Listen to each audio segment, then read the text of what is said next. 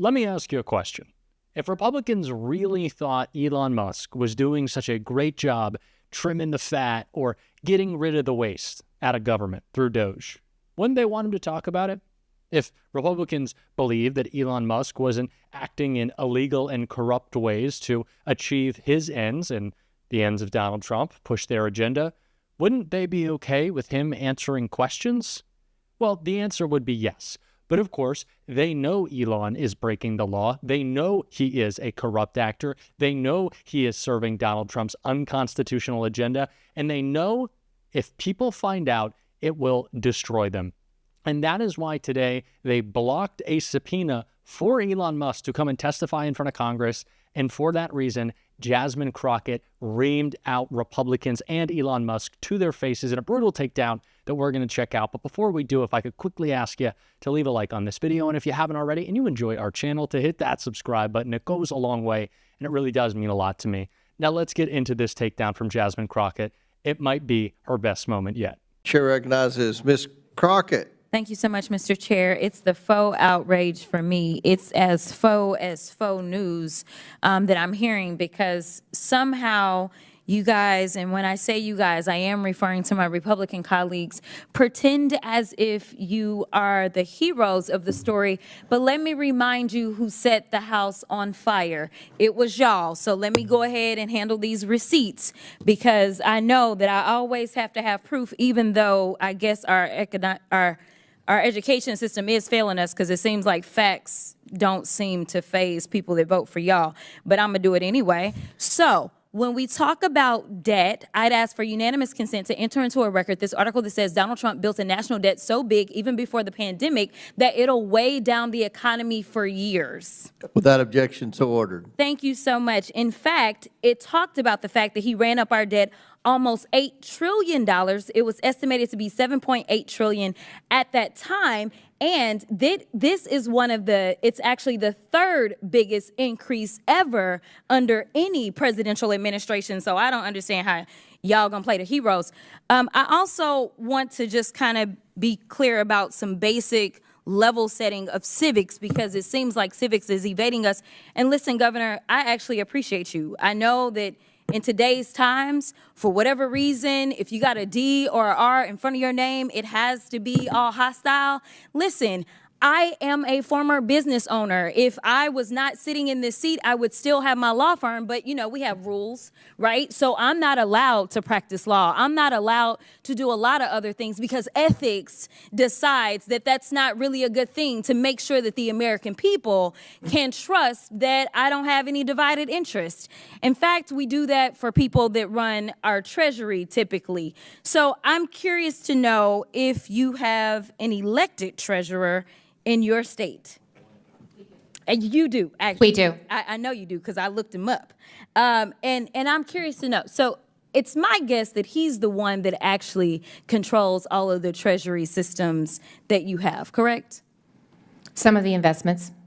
He controls some of the investments, but also monies that need to be disseminated by the state, that's done by him, correct? Department of Management and the Treasurer's Office. Okay, in the Treasurer's Office. Two separate agencies. Okay, but you have an agency that does that, correct? Yes. Okay, and as you are having this agency do that, these are people that have some sort of ethics that they have to follow, I'm sure. I'm going out on a limb because I don't know how anything works in Iowa. I'm just being honest with you. Yes. Okay.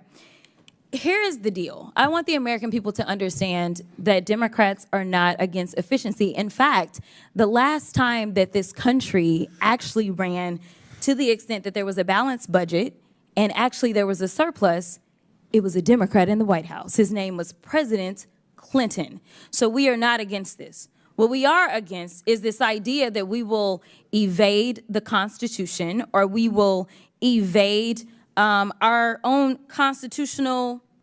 In fact, it's not even an invasion. At this point, it feels as if y'all have just decided that y'all are going to castrate your constitutional duty and hand it over to someone who is unelected. It doesn't matter how many cheerleaders he had on the field campaigning for him. That doesn't mean that he gets to go in and sit atop any of our agencies. And the fact that we had a vote today and we asked to bring him in because we have a constitutional duty, we all took our oath, and maybe some of y'all just don't take it seriously. But I take it seriously when I take an oath to do a job, and my job is to look out and make sure that we don't have any kings or queens in this country. But it seems like y'all have decided that it's going to be Mr. King and his queen, and y'all can pick which one is which. But either way, I want to also talk about Governor. I'm curious to know if you know the answers to these questions. Which party controls the White House? Republican. Which party controls the Senate? Republican. Which party controls the House? Republican. Is that about what the makeup is in Iowa? Yes. And that has allowed you to be able to get your agenda across, correct?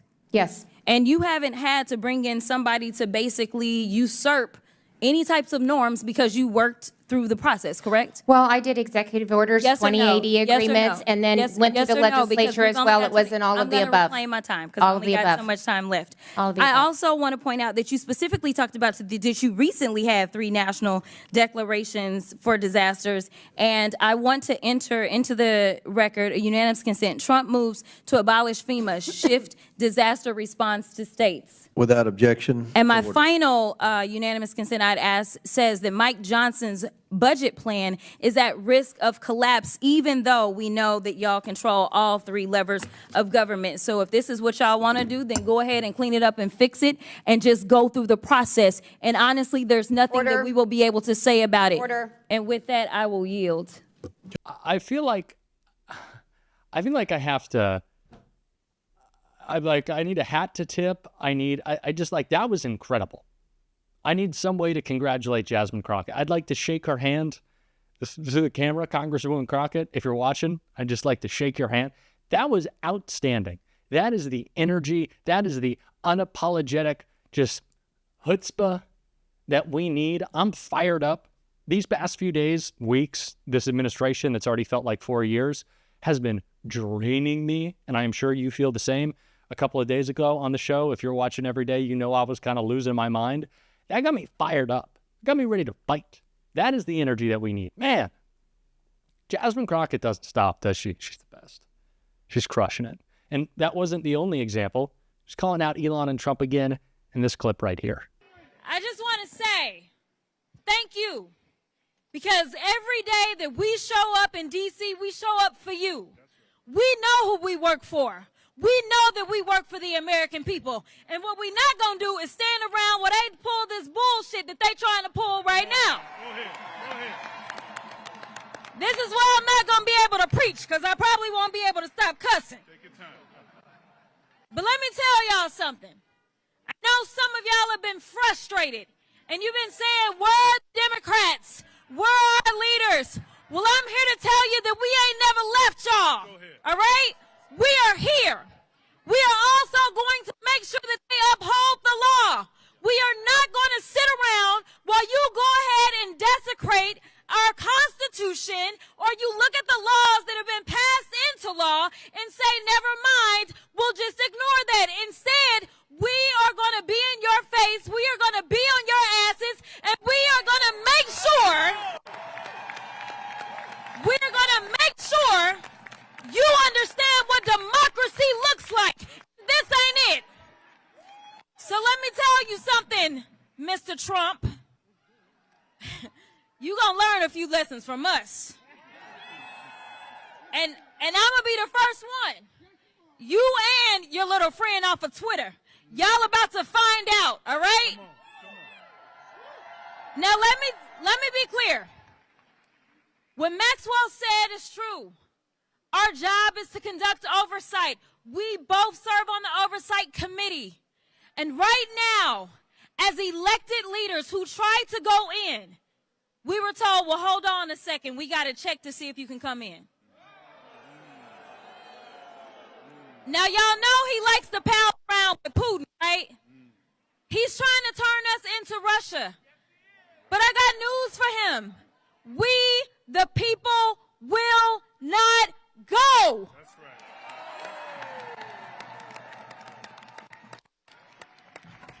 It's cold out here, and y'all, yeah, we won't go. We won't go. We won't go. We won't go. Listen, the final thing I'm going to say, is there are those that have said that we may face a constitutional crisis. I want you to know that the crisis is here. I want you to know that the power belongs to the people, though, y'all. Do not feel powerless. In this moment, as the vice president said as she conceded the election, she said, dark times may be ahead of us. But she said, it's only in the darkness that we can see the stars.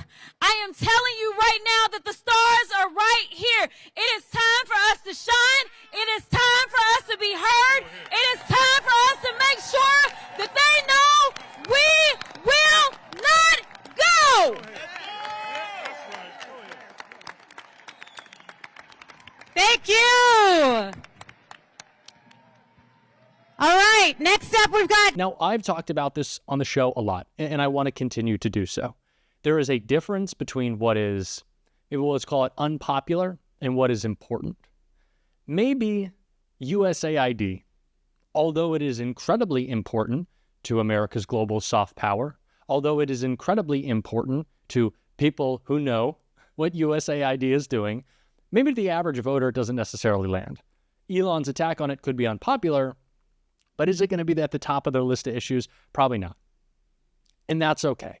I have seen a lot of punditry lately of people saying, oh, well, this doesn't matter. Talk about eggs or talk about something else. Why are Democrats getting so caught up in discussions about the minutia of the Treasury or USAID? Well, it's because Elon Musk is breaking the law. Maybe that's why we care. Maybe it's okay to call out a bad thing, even if that bad thing isn't the most important bad thing. And maybe it's good for us to continue to work these muscles of calling out their BS. Not their BS, their criminality. Maybe that's a positive. Maybe we should just be allowed to do that. And all the DC pundits can just shut up. Because if you're not going to do your job either and talk about this, maybe you shouldn't have that job. It's the same thing with Elon Musk. If you can't testify in front of Congress, it might be because you're breaking the law, Elon. Answer the questions. He's afraid because he is a criminal. One that we're going to call out every single day on the show. And if you want to support that, as always, you can hit that subscribe button. You can leave a like on this video. And if you stuck around to the end, as I've been saying a lot lately, I know it's more difficult now than before, but you can drop a blue heart in the comments because I certainly need it. And until next time, I'll see you soon.